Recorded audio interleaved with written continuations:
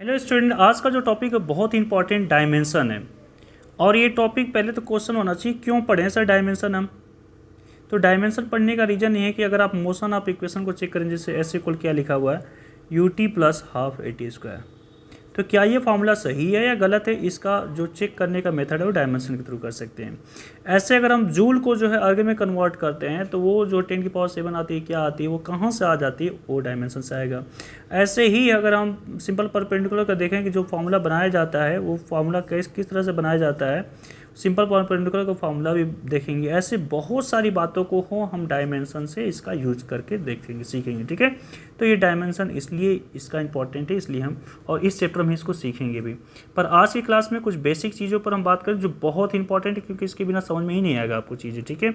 आइए पहले डायमेंशन क्या है इसको मैं एक लाइन लिख कर आपको एक्सप्लेन करना चाहूँगा, देखते रहिएगा आप। डायमेंशन मैं बहुत अच्छी तरह से लिखता हूँ, dimension of a physical quantity. Physical quantity क्या होती है, शायद आपको याद होगा, जैसे मास हो गया, लेंथ हो गया, एरिया हो गया, है ना। ये सभी क्वांटिटी कैसी हैं, फोर्स हो गया, ये सभी की सभी क्वांटिटी कैसी हैं, तो फिजिकल क्वांटिटी हैं, ठीक है। और द पावर की बात कर लेता हूँ, पावर या एक्सपोनेंट की बात कीजिए, है ना, उसके ऊपर जो पावर लग जाता है, to which the base quantities, है ना, किसकी बातें करेंगे, to which the base quantities, okay. Base quantities की बात कर लेते हैं। बेस क्वांटिटीज़ क्या होता है, फंडामेंटल क्वांटिटीज़ आपको याद होना चाहिए, जैसे मास था, लेंथ था आपका, है ना, ये सब था, टेम्परेचर था, और भी जो थे करेंट थे, ये सब जो बेस क्वांटिटीज़ थे, okay. Base quantities are raised, okay, are raised to represent that quantity. तो इन्हीं के फॉर्मूले, इसी के टर्म में जो रेज हो जाते हैं उसी को बोला जा रहा है डायमेंशन, ओके। थोड़ा सा कुछ बातों को जब हम करेंगे तो क्लियर हो जाएगा। पहले बेस क्वांटिटी को थोड़ा सा याद दिला देते हैं क्या आपको याद होगा ना, लेंथ को हम कैसे रिप्रेजेंट करें, नोटेशन क्या होता था, लेंथ का एल होता था। आपको याद है मास कैसे हम करते थे, मास को हम एम से करते थे। टाइम को हम किससे किए थे, याद होगा तो आपको टी से किए थे ना, इसका फर्स्ट पर लेटर में देखिए रिसीव करते जा रहा हूँ। टेम्परेचर को आपको याद है क्या, टेम्परेचर को देखिए हम थीटा से कर लेते थे। करेंट को आपको याद होना चाहिए, करेंट को हम करते थे या तो आई से करते थे या फिर ए से, मैंने बोल दिया था, आप कर लेना, ठीक है। फिर मैं आपको याद दिलाऊँ, अमाउंट ऑफ सब्सटेंस की अगर बात करते हैं, किसकी बात करते हैं, अमाउंट ऑफ सब्सटेंस की अगर हम बात करें तो अमाउंट ऑफ सब्सटेंस को हम देखते हैं मोल से किए थे। फिर उसके बाद जो है आपको याद होना चाहिए ल्यूमिनस इंटेंसिटी की हम बात किए थे, याद है क्या, ल्यूमिनस इंटेंसिटी की जब हम बात किए तो कैंडिला किए थे, CD, पर इतना यूज़ नहीं होगा, मोस्टली यही तीनों ही यूज होते हैं, ओके। आइए देखते हैं। तो डायमेंशन कुछ का बनाते हैं, जैसे एरिया का ही स्टार्ट कर लेते हैं, वो आपको बातें क्लियर होनी चाहिए यहाँ से। L इंटू बी फॉर्मूला तो आपको पता है ना, लेंथ इंटू विड्थ। तो लेंथ जो है वो तो L लेंथ होता ही है, और ब्रेथ में भी तो लेंथ ही होता है ना एक्चुअल में। तो यहाँ भी L यहाँ भी L, दोनों की पावर 1 1। तो अब दोनों यह देखिए, जैसे A की पावर 2 है इंटू बी A की पावर 5 है, दोनों का जब बेस है तो ऊपर इंडेक्स क्या हो जाती है, जुड़ जाती है, 5 प्लस जितना भी हो जाएगा 7 हो जाएगा। तो यहाँ पर L की पावर 1 L की पावर 1, तो दोनों का ऐड हो जाएगा एल स्क्वायर हो जाएगा। ये डायमेंशन हो गया एरिया का। अगर हम बात करते हैं वॉल्यूम की, वॉल्यूम का डायमेंशन क्या होगा जी, तो LBH आपको पता होना चाहिए ना। तो इसका भी L हो जाएगा, इसका भी L हो जाएगा, और हाइट का में भी लेंथ ही होता है, L हो जाएगा। तो 3 टाइम L है तो L³ हो जाएगा, ठीक है। ऐसे ही हम और भी कुछ चीज़ों को बात करेंगे, जैसे हम बात करें डेंसिटी की बात कर लेते हैं। किसकी बात करते हैं, डेंसिटी की बात करते हैं।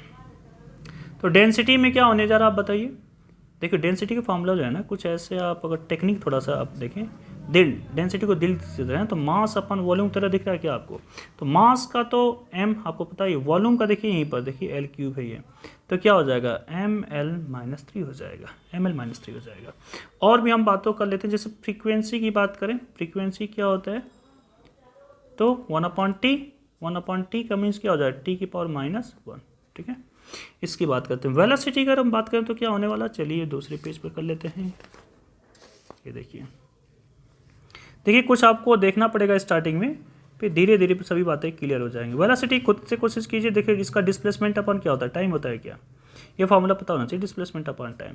तो डिस्प्लेसमेंट का तो लेंथ ही है ना डिस्प्लेसमेंट, और टाइम तो t, तो क्या हो जाएगा LT-1 हो जाएगा, LT-1 हो जाएगा। अगर ऐसे ही बात करते हैं सर एक्सीलरेशन का क्या होने वाला, आप तो आप पता ही कर सकते हैं acceleration. Change in velocity upon time, तो चेंज इन वेलोसिटी को हम सिर्फ v लिख लेते हैं, ठीक है, वेलोसिटी है। तो वेलोसिटी का अभी देखिए LT-1 हम देखे हैं, और टाइम का क्या है जी, t है। तो t प्लस है, ऊपर जाएगा तो माइनस हो जाएगा, तो LT-1 और -1 कितना हो जाएगा, -1 और -1 LT-2 डायरेक्ट में लिख देना चाहिए था। ओके ठीक है। फोर्स की अगर हम बात करें तो फोर्स में क्या, फोर्स का फॉर्मूला क्या पढ़े, m × a पढ़े ना। तो फोर्स का फॉर्मूला यहाँ पर न्यूटन्स का सेकेंड लॉ पढ़े होंगे 9th क्लास में, उससे भी आपको याद आ रहा होगा। m तो m होगा ही होगा मास का। एक्सेलरेशन का क्या होगा, अभी आप निकाल लें, देखिए तो क्या निकालें, LT-2, इन दोनों को सॉल्यूशन करेंगे, एक में कंबाइन कर लीजिए MLT-2। अच्छा वर्क का क्या होगा, देखिए आप देखते जाइए, आपको अब आई थिंक क्लियर हो रहा होगा। फोर्स इंटू डिस्टेंस है ना, तो फोर्स का अभी आप देखिए ऊपर चेक किए, क्या चेक किए, MLT-2, और डिस्टेंस का क्या है, L है, कंबाइन कर दीजिए। M ये भी 1 टाइम L, ये 1 टाइम L, कितनी टाइम, 2 टाइम 10⁻², mL² T⁻², ये हो जाएगा वर्क का। अच्छा ये तो मैंने कुछ डायमेंशन बता दी, लेकिन कुछ ऐसे होते हैं जो डायमेंशन लेस होती हैं, ध्यान से समझिए, कुछ ऐसी होती हैं जो डायमेंशन लेस होती हैं क्वांटिटीज। जैसे एंगल की बात कर लेते हैं, अभी हम किसकी बात करते हैं, एंगल की। एंगल आपको थोड़ा सा याद दिला देता हूँ, ये देखिए, ये रहा थीटा, ये इसका आर्क होता है क्या, और ये इसका क्या होता है, रेडियस होता है। तो हम बोलते हैं arc upon radius, arc upon radius. तो आर्क में भी लेंथ है और रेडियस में भी क्या है, कुछ नहीं, लेंथ ही तो है। तो ये माइनस है, ये आपस में कैंसिल आउट हो जाएंगे, L⁻0 हो जाएगा, डायमेंशन लेस। ऐसे ही जितना भी आपका ट्रिग्नोमेट्रिक रेशियो की बात करें, जैसे साइन थीटा कॉस थीटा है ना, साइन थीटा, तो साइन थीटा फॉर्मूला होता है क्या, P/H।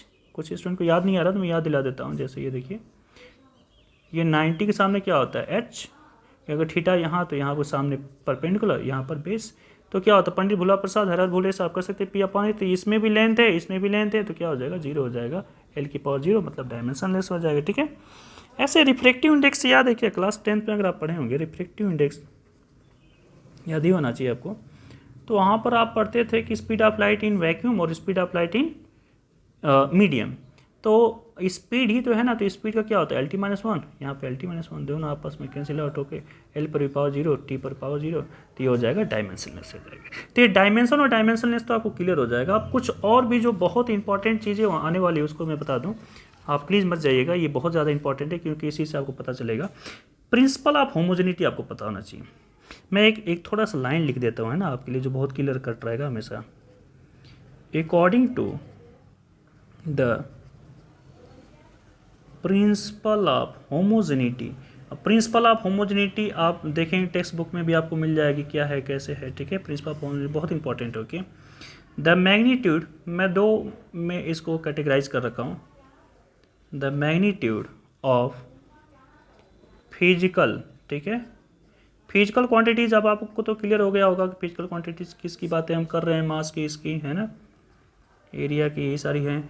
May be added together, may be added together, या तो एक साथ उसको ऐड करेंगे और सब्ट्रैक्टेड, ओके, या तो ऐड करेंगे या सब्ट्रैक्ट कर सकते हैं। फ्रॉम, ध्यान से सुनते जाइए, from one another only if, देखिए इफ मीन्स कंडीशन हो गया। अब यहाँ से चीज़ों को बहुत अच्छी तरह से देखिएगा। दे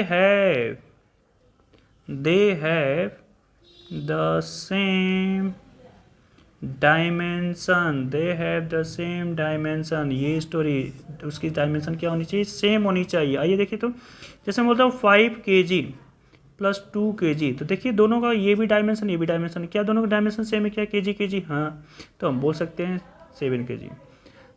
अगर मैं ऐसा बोलूँ 7 kg - 3 kg, क्या डायमेंशन सेम है क्या, हमने ऐड कर सब्ट्रैक्ट भी कर सकते हैं, तो हाँ सर सेम है। पर अगर किसी स्टूडेंट ने बोला सर 7 kg + 2 लीटर, अब इसको ऐड करके क्या 7 kg लीटर इस टाइप कुछ लिखेंगे क्या, नहीं सर, ऐसा कभी भी नहीं लिख सकते हैं। तो आपको फ़र्क नज़र आ गया होगा कि यहाँ kg है, यहाँ पर लीटर है, दोनों का डायमेंशन अलग है, डायमेंशन सेम नहीं है, तो इसलिए ऐड या सब्ट्रैक्ट उसको हम नहीं कर सकते हैं। ये प्रिंसिपल ऑफ होमोजेनिटी आपको पहली बात इसकी क्लियर होगी। दूसरी बात ये है कि दोनों का जो इक्वेशन है ना, चलिए उसको भी लैंग्वेज दे दें क्या, थोड़ा सा बड़ा आपको दिख रहा होगा। तो मैं लिख देता हूँ अकॉर्डिंग टू द, है ना, थोड़ा सा जल्दी करते हैं, प्रिंसिपल ऑफ होमोजेनिटी, ओके, थोड़ा सा फास्ट कर लेते हैं। The dimension of each term on both side, है ना, दोनों साइड जो आप देख रहे हैं, ऑफ एन इक्वेशन, किसी इक्वेशन का, of an equation must be the same बोल सकते हैं, ठीक है। मीन्स क्या, कोई इक्वेशन जैसे 5 kg प्लस 2 kg, दोनों कितना हो गया 7 kg।